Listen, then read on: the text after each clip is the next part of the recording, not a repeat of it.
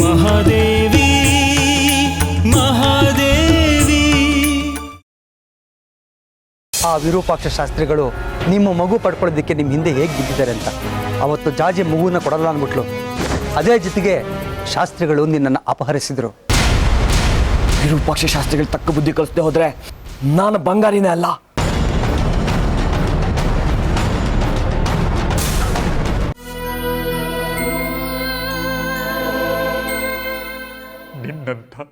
ನಿನ್ನಂಥ ಮಗು ಅಮ್ಮನವರಂತ ಹೆಣ್ಣು ಮಗು ಆಗಲಿ ಅಂತ ಹಂಬಲಿಸ್ತಿದ್ದಾಳೆ.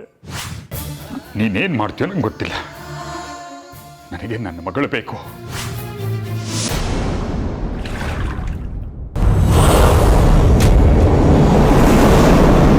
ಇವತ್ತು ನನ್ನ ಮಗುಗೋಸ್ಕರ ನನ್ನ ಅಪಹರಿಸಿದ್ರು.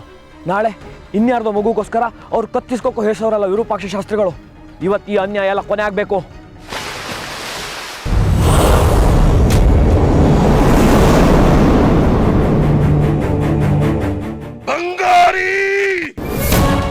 ನೀವು ಮಾಡಿರೋ ತಪ್ಪಿಗೆ ಜನಗಳೇನು ಶಿಕ್ಷೆ ಕೊಡೋದು? ನಾನೇ ನಿಮ್ ಜನಿಮರ ಕಿತ್ತಾಕ್ತೀನಿ.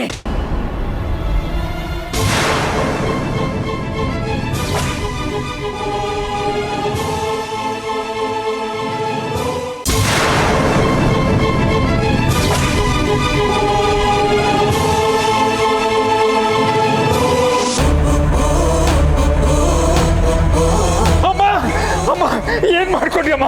ಅಮ್ಮ ಲಲಿತಾ, ಬಗೇರಿ, ಜಾಜಿ ಬನ್ನಿ ಇಲ್ಲಿ.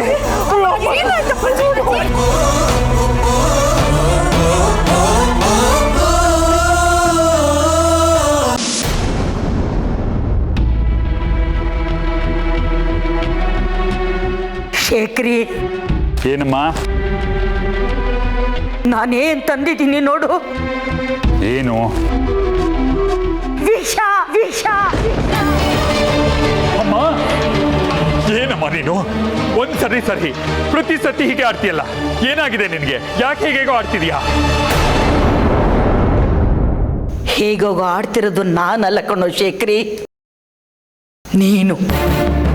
ಹಾಗೆ ನೋಡಿದ್ರೆ ಮಚ್ಚ ಹಿಡ್ಕೊಂಡಿದ್ದೆ, ಈಗ ವಿಷ. ಏನಾಗಿದೆ ನಿಂಗೆ? ಹುಚ್ಚಿಡ್ದಿದೆ ಕಣೋ. ಏನಮ್ಮ ನಿಂದು? ನಿಜ ಹೇಳು ಶೇಖರಿ, ನನ್ನಿಂದ ಏನ್ ಮುಚ್ಚಿಡ್ತಾ ಇದೀಯಾ? ಅಮ್ಮ, ನಿನ್ನ ಪ್ರಶ್ನೆಗೆ ನಾನು ಉತ್ತರ ಕೊಟ್ಟಾಗಿದೆ, ಮತ್ತ ಆ ವಿಷಯ ತೆಗಿಬೇಡ. ಈಗ ನನ್ನ ಪ್ರಶ್ನೆಗೆ ನೀನು ಉತ್ತರ ಕೊಡದೇ ಇದ್ರೆ ಈ ವಿಷನ ನಾನು ಕೊಟ್ಟು ಸತ್ತು ಹೋಗ್ತೀನಿ. ಏನಮ್ಮ ನೀನು ಹೆದರ್ಸ್ತಾ ಇದೀಯಾ? ಹೆದರ್ಸ್ತಾ ಇಲ್ಲ ಕಣೋ, ಸತ್ಯ ಹೇಳ್ತಾ ಇದ್ದೀನಿ. ಅಮ್ಮ, ದಯವಿಟ್ಟು ಹೀಗೆ ಹಿಂಸೆ ಕೊಡಬೇಡ. ಹೀಗೆ ಹೆದರ್ಸಿ ಬಾಯ್ ಬಿಡೋ ಹಾಗೆ ಮಾಡಬೇಡ ನೀನು. ಗುರುಗಳೇ, ನೀವು ಹೇಳೋದೆಲ್ಲ ತಯಾರಿ ಮಾಡಿದ್ದೀನಿ. ಇನ್ನು ನಿಮ್ಮ ತಪಸ್ಸಿಗೆ ಯಾವುದೇ ಅಡ್ಡಿ ಇಲ್ಲ. ನೀವು ತಪಸ್ಸಿಗೆ ನಿರಾತಂಕವಾಗಿ ಕೂತ್ಕೋಬೋದು. ತಪಸ್ಸು ಮಾಡೋದು ದೊಡ್ಡದಲ್ಲ ಮಣಿಕಂಠ. ನಾನು ತಪಸ್ಸಿಗೆ ಕೂತಾಗ ನೀನು ಪ್ರತಿ ಕ್ಷಣ ನನ್ನನ್ನು ಕಾಯೋದು ಮುಖ್ಯ. ಇದರಲ್ಲಿ ನಿನ್ನ ಪಾತ್ರ ಕೂಡ ಮಹತ್ತರವಾದದ್ದು. ನೀನು ಒಂದು ಕ್ಷಣ ಮೈಮರ್ತರು ನನ್ನ ತಲೆ ಉರುಳುತ್ತೆ. ಇಲ್ಲ ಗುರುಗಳೇ, ಹಾಗಾಗೋದಕ್ಕೆ ಬಿಡೋದಿಲ್ಲ. ಹಗಲು ರಾತ್ರಿ ನಿಮ್ಮನ್ನು ಎಚ್ಚರದಿಂದ ಕಾಯ್ತೀನಿ. ನಿನ್ನಂಥ ಶಿಷ್ಯನ ಪಡೆದ ನಾನು ಧನ್ಯ ಮಣಿಕಂಠ. ಈಗ ಮುಂದೆ ಏನು ಮಾಡ್ಬೇಕು ಹೇಳಿ ಗುರುಗಳೇ? ಮಣಿಕಂಠ, ನಾನು ನನ್ನ ಕತ್ತನ್ನು ಕತ್ತರಿಸ್ಕೊಂಡು ತಪಸ್ಸಿಗೆ ಕೂರ್ತೀನಿ. ನೀನು ನನ್ನ ಸುತ್ತ ಬೆಂಕಿನ ಹೊತ್ತಿಸ್ಬೇಕು. ದಿನದ 24 ಗಂಟೆನೂ ಬೆಂಕಿ ಉರಿತಾನೇ ಇರಬೇಕು. ಯಾವ ಶಕ್ತಿಗಳು ಆ ಆಗ್ನೇಯ ವೃತ್ತದೊಳಗೆ ಕಾಲಿಡದಂತೆ ನೀನು ನೋಡ್ಕೋಬೇಕು. ನನ್ನ ತಪಸ್ಸು ಮುಗಿಯೋವರೆಗೂ ಅಗ್ನಿ ನಂದದಂತೆ ನೀನು ಕಾಪಾಡ್ಕೋಬೇಕು. ನನಗೋಸ್ಕರ ಇಷ್ಟು ಮಾಡ್ತೀಯಾ ಮಣಿಕಂಠ? ಖಂಡಿತ ಮಾಡ್ತೀನಿ ಗುರುಗಳೇ. ನಿಮ್ಮ ಸೇವೆ ಮಾಡೋದು ಪುಣ್ಯ ಅಂತ ಭಾವಿಸ್ತೀನಿ. ಆದರೆ ಕಡ್ಕೊಳ್ಳೋದು ಯಾಕೆ ಮಣಿಕಂಠ? ಅನುಮಾನನ?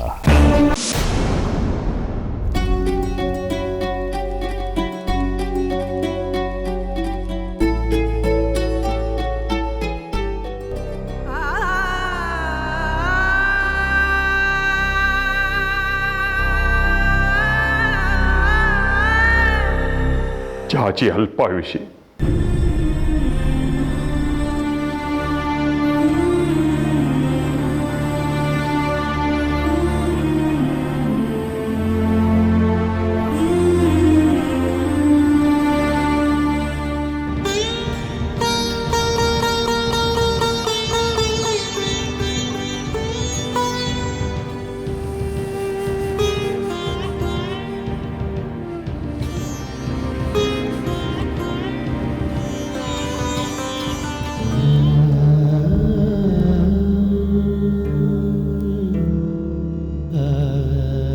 ಅಜ್ಜಿ ನೀವ್ಯಾಕೆ ಇಲ್ಲಿಗೆ ಬರಕ್ ಹೋದ್ರಿ?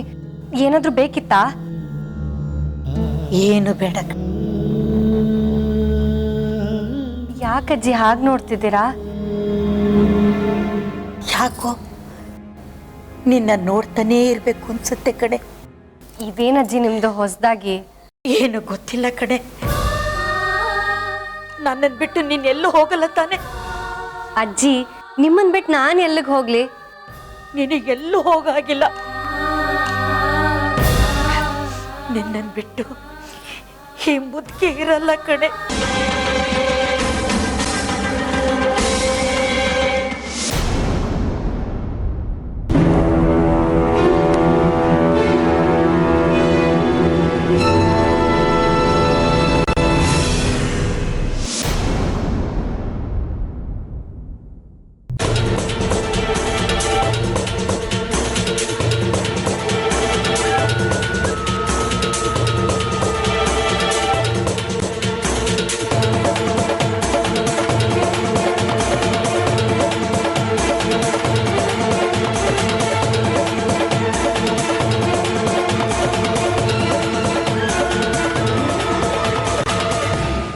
ಏನು ವಿರೂಪಾಕ್ಷ, ಯಾವ ಕಡೆ ಹೊರಟೆ? ಬಹಳ ಸಿಟ್ನಲ್ಲಿರೋ ಥರ ಇದೆ. ನನ್ನನ್ನೇ ಏಕವಚನದಲ್ಲಿ ಮಾತಾಡ್ಸೋಷ್ಟು ಚೊಕ್ಕ ನಿನಗೆ. ಮತ್ತೆ ಕರಿಬೇಕು, ಮರ್ಯಾದೆ ಕೊಡೋದಕ್ಕಾದ್ರೂ ಒಂದಿಷ್ಟು ಮರ್ಯಾದೆ ಉಳಿಸ್ಕೊಂಡಿರ್ಬೇಕಲ್ಲ. ಸಾಕು. ಮರ್ಯಾದೆ ಅಂದ್ರೆ ಏನು ಅಂತ ನಿನಗೆ ಗೊತ್ತಾ? ಗೊತ್ತಿದ್ರೆ ತಾನಾಗಿ ಕೊಡ್ತಾ ಇದ್ದೆ. ಗೌರವ ಯಾವತ್ತೂ ಕೇಳಿ ಪಡೆಯುವಂಥದ್ದಲ್ಲ ವಿರೂಪಾಕ್ಷ. ಮುಚ್ಚು ಬಾಯ್. ನಡೆಯೋ ಕಾಲು ಎಡುವುದು ಸಹಜ ಅಲ್ವಾ? ಹಾಗೆ ಇದು. ಅವಳಿಗೆ ಏನೂ ಆಗೋದಿಲ್ಲ, ನೀವು ಧೈರ್ಯವಾಗಿರಿ. ನಮ್ಮ ಜಾಜಿಗೆ ಏನೂ ಆಗಲ್ಲ, ಏನೂ ಆಗಲ್ಲ. ಅವಳು ಸುಖವಾಗಿರ್ತಾಳೆ, 100 ಕಾಲ ಬಾಳ್ತಾಳೆ.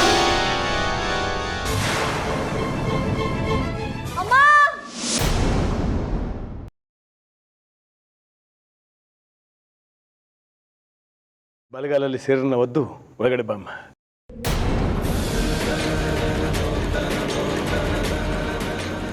ಇಲ್ಲ ಅಪ್ಪಯ್ಯ, ನಾವು ಒಳಗೆ ಬರೋಕ್ಕಿಲ್ಲ. ಇನ್ಯಾಕೆ ಈ ಮನೆಗೆ ಬರಬಾರ್ದು ತೀರ್ಮಾನ ಮಾಡೀವಿ.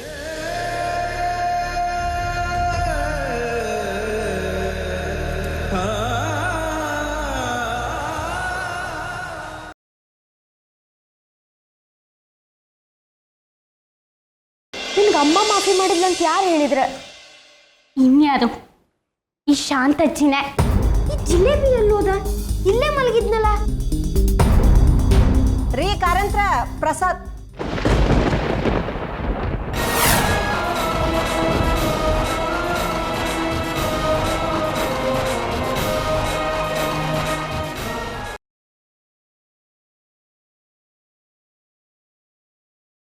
ಮನೆಗೆ ಬಂದಿನ್ನು 3 ದಿನ ಆಗ್ಲಿಲ್ಲ, ನನ್ನ ಗಂಡನ ತಲೆ ತಗ್ಸೋ ಹಾಗೆ ಮಾಡಿದ್ಲು. ಕೈ ಮುಗ್ದು ನಿಲ್ಲೋ ಹಾಗೆ ಮಾಡಿದ್ಲು ಬೇರೆ ಊರಿನವ್ರ ಮುಂದೆ. ಸ್ನೇಹಿತನ ಮಗಳನ್ನೇ ಮನೆ ತುಂಬಿಸ್ಕೊಂಡಿದ್ದೀನಿ ಅನ್ನೋ ಹಿಗ್ಗಿತ್ತು ನನ್ನ ಗಂಡನ್ಗೆ. ಅದು ಕೊಚ್ಕೊಂಡು ಹೋಯ್ತು. ಇನ್ಯಾಕ್ ಬೇಕು ಇವಳು ನಮ್ಮ ಮನೆಗೆ? ನೀವೇ ಇಟ್ಕೊಳ್ಳಿ, ಇಲ್ಲೇ ಬಿದ್ದು ಸಾಯ್ಲಿ.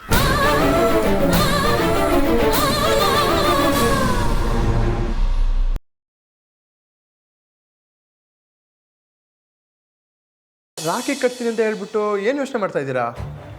ಅದು ಅಮ್ಮ ಫ್ರೆಂಡ್ ಆಕಾಶ್. ಅಮ್ಮ ಮಿಸ್ಸಿಂಗ್ ಅಂತ ಹೇಳಿದ್ರಲ್ಲ, ಅದ್ರ ಬಗ್ಗೆನಾ? ಏನಕ್ಕೂ ಒಂದ್ಸತಿ ನಾನೇ ಅವ್ರ ಮನೆಗೆ ಹೋಗಿ ವಿಚಾರಿಸ್ಕೊಂಡು ಬರ್ತೀನಿ. ಪ್ರೈವೇಟ್ ಡಿಟೆಕ್ಟಿವ್, ನಮ್ಮನೇಲಿ ಪ್ರೈವೇಟ್ ಡಿಟೆಕ್ಟಿವ್ಗೆ ಏನು ಕೆಲಸ ಅಂತ ಗೊತ್ತಾಗಲಿಲ್ಲ. ನಿಮ್ಮ ಹೆಂಡತಿ 5 ದಿನದಿಂದ ಕಾಣಿಸ್ತಿಲ್ವಂತೆ. ಇದನ್ನೆಲ್ಲ ನಿಮ್ಗೆ ಯಾರು ಹೇಳಿದ್ದು? ನಿಮ್ಮ ಮಗ ಆಕಾಶ್.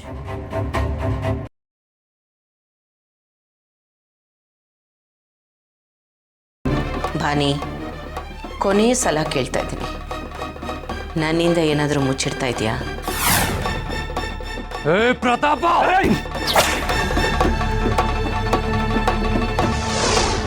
ಅಬ್ಬೆ ಇಲ್ಲಿ ನೋಡಿ ಅಬ್ಬೆ.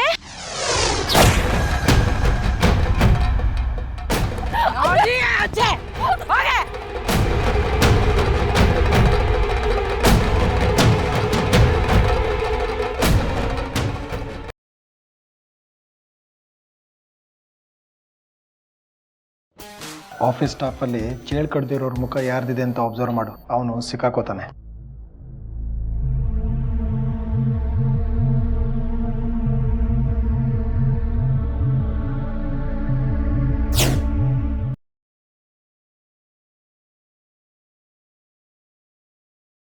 ಏ ಮೂರ್ಖ, ನಾನೇ ನಾಗಿಣಿ ಅನ್ನೋ ಸತ್ಯ ಗೊತ್ತಿಲ್ಲದೆ ಏನೋ ಸಾಧನೆ ಮಾಡೋದಕ್ಕೆ ಹೊರಟಿದ್ದೀನಿ ಅಂತ ಬೀಗ್ತಾ ಇದೆಯಾ ಅಲ್ವಾ?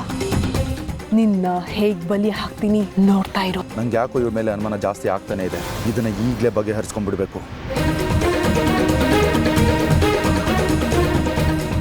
ಹಲೋ, ಹೇಳಿ ಚಿಕ್ಕಪ್ಪ. ಅದು ಅರ್ಜುನ್, ಹಾಗೆ ದಾರಿನಲ್ಲಿ ಬರ್ತಾ ಒಂದು ದೇವಸ್ಥಾನ ನೋಡಿದೆ. ಇಲ್ಲಿ ವಾರ ಪೂರ್ತಿ ಅಮ್ಮನವ್ರು ಉತ್ಸವ ಮಾಡ್ತಾರಂತೆ. ಹೊಸದಾಗಿ ಮದುವೆ ಆಗಿರೋ ಜೋಡಿ ಬಂದು ಪೂಜೆ ಮಾಡಿಸಿ ಹರಕೆ ಹೊತ್ತರೆ ತುಂಬ ಒಳ್ಳೇದಂತೆ. ನನಗಂತೂ ನಮ್ಮ ಅಮೃತನೇ ಜ್ಞಾಪಕ ಬಂದು. ಅಮೃತ ಮನೆಗೆ ಬಂದ ತಕ್ಷಣ ಅವಳಿಗೆ ಹೇಳ್ಬಿಡ್ತೀಯಲ್ವಾ? ಚಿಕ್ಕಪ್ಪ, ಅಮೃತ ಅವ್ರು ಇಲ್ಲೇ ಇದ್ದಾರೆ.